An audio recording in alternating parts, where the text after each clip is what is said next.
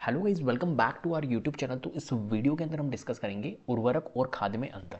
तो बहुत easy language में मैंने यहाँ पर उर्वरक और खाद में अंतर डिस्कस करने हैं। तो चलिए शुरू करते हैं। सबसे पहली बात, उर्वरक क्या होते हैं? उर्वरक को इंग्लिश में बोलते हैं फर्टिलाइजर्स और खाद को हम बोलते हैं मैन्योर। क्या होते हैं ये, क्या परिभाषा होगी इनकी?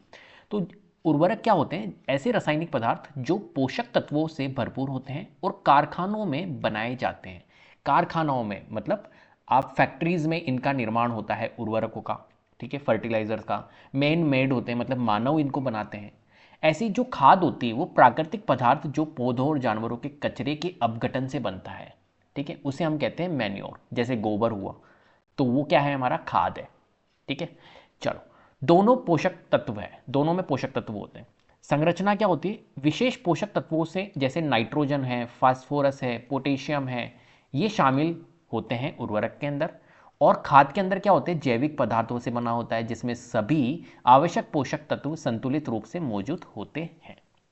स्रोत क्या है? कैसे मिलते हैं उर्वरक? कृत्रिम रूप से कारखानों में बनाए जाते हैं, निर्मित होते हैं। खाद खाद किससे मिलता है?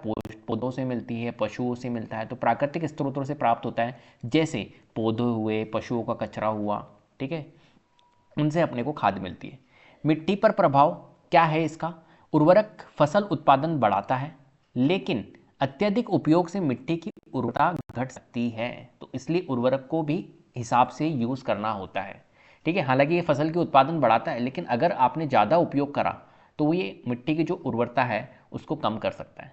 वहीं अगर हम खाद की बात करें तो खाद जो है वो मिट्टी की बनावट सुधारता है ना, मतलब उत्पादन बढ़ाता है ये भी फसल की, और उर्वरता बढ़ाता है और जल धारण क्षमता को भी बढ़ाता है। जल को एक तरह से रिटेन करने की कैपेसिटी जो होती है उस क्षमता को भी ये बढ़ाता है खाद। पोषक तत्वों की उपलब्धता देखते हैं तो उर्वरक के अंदर क्या होता है? त्वरित रूप से पोषक तत्व प्रदान करता है। वही खाद जो है वो धीरे धीरे और लंबे समय तक पोषक तत्व प्रदान करता है। मतलब अगर आप उर्वरक डालोगे तो फटाफट से आपको रिजल्ट दिखेगा, लेकिन वही अगर खाद डालोगे तो खाद से आपको थोड़ा धीरे धीरे आपको वहाँ पर रिजल्ट देखने को मिलता है। तो ये लंबे समय तक पोषक तत्व को प्रदान करता है। चलो, लागत अगर हम देखें तो जो उर्वरक होते हैं ये महंगे होते हैं क्योंकि इसका निर्माण औद्योगिक रूप से किया जाता है। वहीं अगर हम किसकी बात करें, खाद की बात करें, तो खाद क्या है? सस्ते होते हैं क्योंकि ये खेतों में उपलब्ध कचरे से बनाया जाता है, ठीक है। पर्यावरणीय प्रभाव जो होता है, इन्वायरमेंटल इम्पैक्ट, वो देखते हैं तो अत्यधिक उपयोग से मिट्टी की उर्वरता घट सकती है और जल प्रदूषण भी हो सकता है। किसकी वजह से? फर्टिलाइजर्स जो उर्वरक होते हैं, ठीक है, इनकी वजह से अगर आपने ज़्यादा इसका यूज़ किया तो मिट्टी की उर्वरता इससे घट सकती है, कम हो सकती है, और जल प्रदूषण भी हो सकता है जो कि हमारे वातावरण के लिए सही नहीं है। और ये जो खाद होती है वो पर्यावरण के लिए अनुकूल होती है। अगर आपने इसको ज़्यादा भी यूज़ किया तो भी कोई दिक्कत नहीं है, मिट्टी की सेहत सुधरती है, प्रदूषण भी नहीं करता खाद, ठीक है। तो कौन अच्छा हुआ? खाद अच्छी होती है। अगर उदाहरण के तौर पर देखें तो उर्वरक में जैसे यूरिया हुआ, एनपीके होता है, सुपर फास्फेट होता है, अमोनियम सल्फेट होता है, ये सारे क्या है? हमारे उर्वरक हैं।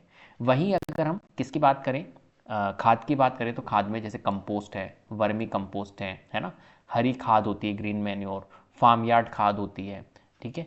ये सब उदाहरण होते हैं इनके। तो निष्कर्ष क्या निकलता है इन सबको देख के, इनके डिफरेंसेस को, इनके अंतर को देख के हमारे को निष्कर्ष ये निकाला जाता है कि जो उर्वरक है वो फसल उत्पादन को त्वरित रूप से बढ़ाते हैं, फटाफट से बढ़ा देंगे ये, लेकिन दीर्घकालिक रूप से मिट्टी की उर्वरता को नुकसान भी पहुंचाते हैं ये। जबकि खाद जो होती है वो मिट्टी के स्वास्थ्य को बनाए रखती है और लंबे समय तक लाभदायक भी होती है खाद। तो ज़्यादा अच्छा कौन है? खाद अच्छी होती है। टिकाऊ कृषि के लिए खाद और उर्वरकों को संतुलित उपयोग आवश्यक होता है। क्लियर है? तो उम्मीद करता हूँ वीडियो आपको पसंद आई होगी। अगर वीडियो पसंद आई तो प्लीज़ लाइक कीजिए, शेयर कीजिए, चैनल को सब्सक्राइब कर लीजिएगा, बेल आइकन को जरूर प्रेस कर लीजिएगा जिससे कि अपकमिंग वीडियोज़ के नोटिफिकेशन आपको टाइम टू टाइम मिलते रहे। Thank you so much.